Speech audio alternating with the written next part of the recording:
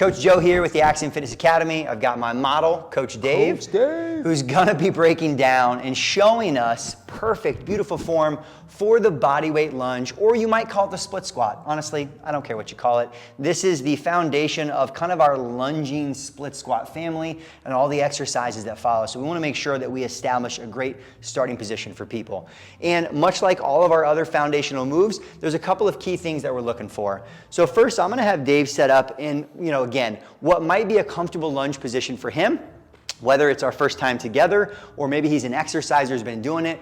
We don't always know they're gonna set themselves up in the right position, but it's nice to just see because it might already be good. I might not have to do that much.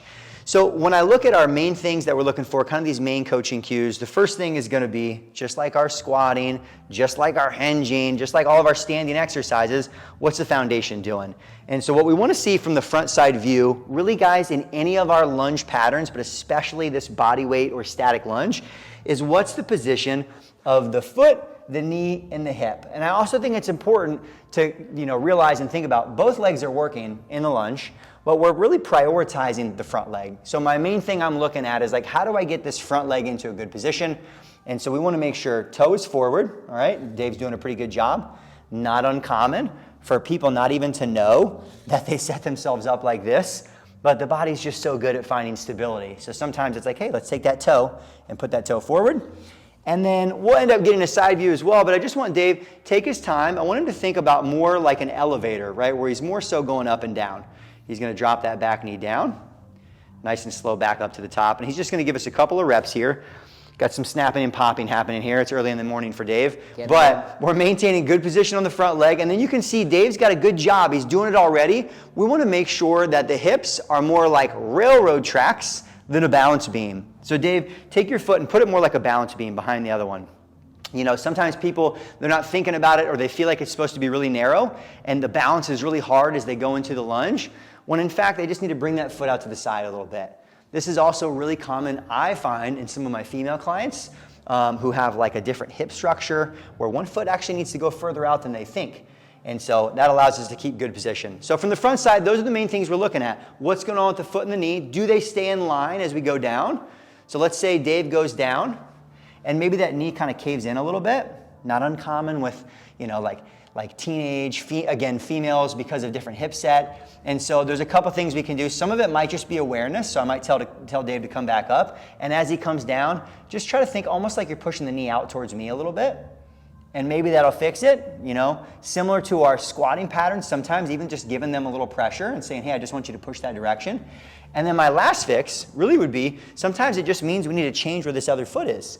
If they are too narrow, then it's hard, that hip kind of wants to collapse in. So it's just like, hey, just take the foot out to the side and see if it works. There might be a little problem solving here. Let's have Dave turn to the side now and face the mirror. We'll let him do his other leg if he wants to so he can even it out. And really from the side, now we're looking at what is the stance, like how wide is this person, and then what's the torso angle look like. So Dave, take your time dropping down. And Dave sets himself up pretty well here. We've got around 90-degree angles at the bottom. So when Dave comes down, we're somewhere around 90 degrees here, 90 degrees there, back up top. And some people, maybe they're starting a little bit too long with that back leg, and that ends up pulling them forward, right? So we're looking at the knees, but then we're also looking at the torso. What we generally don't want, so Dave, overcorrect upright for me and just come down. Just looks odd and uncomfortable, right? But it's what people do right there. And it ends up pulling more. You'll ask him, you'll be like, hey, Dave, where do you feel that? And he's like, I feel it all in my quad here. So that little forward lean, it's kind of more like our squatting position. It's more natural for the hip. I even like to tell people it's kind of more athletic.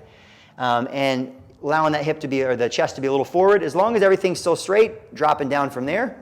Generally what we don't want though, another common one might be, Dave's got a good angle there, but as he comes down, he also kind of comes forward here. And that might start to pull that heel up off the ground. And so a lot of times it's just try to get him set up in the right position and then cue him to just drop his back knee down to my hand. And for the most part, that's gonna put a lot of people in a good lunge position.